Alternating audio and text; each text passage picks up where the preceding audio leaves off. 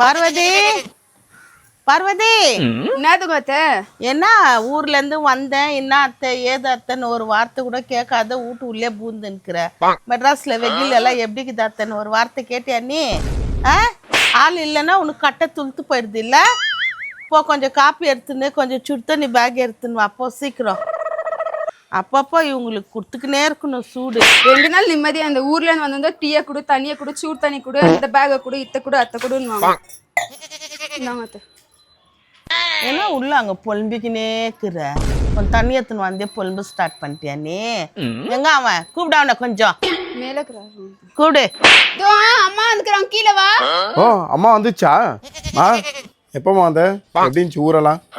நல்லா இருந்துச்சு. வந்த உடனே உன் பொண்டாட்டிய கொஞ்சம் டீ காப்பி எடுத்துன்னு வானா உள்ள போய் பொலம்பிக்கு நின்னுக்கிறா. என்ன கதை இதெல்லாம்? ஏன்னா காசை கொடுவா, ஏதோ காசு கொடுவா. என்னாண்டிக்கா மறந்துட்டேன் நினச்சிக்கினியா?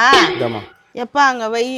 நான் உங்ககிட்ட கை ஏந்திட்டேன்னு வச்சுக்கோ, நான் பிச்சை கரைச்சி ஆயிடுவேன். இருக்கும்போது நான் கொடுத்தேன், இப்போ உங்கள் கையில் வாங்கினா நான் கேவலமாக ஆயிடுவேன். அங்கே வை, நான் எடுத்துக்க தெரியும். என்னைக்கு உங்ககிட்ட இப்படி கை நீட்டுறனோ அன்றைக்கே நான் செத்த கதை. அது மட்டும் ஞாபகம் வச்சுக்கோ.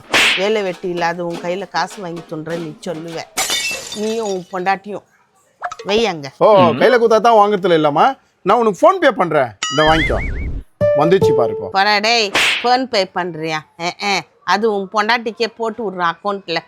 ஓ நான் நம்பிட்டேன், என்ன பண்ணிக்கிறியா பண்ணிக்கப்போ.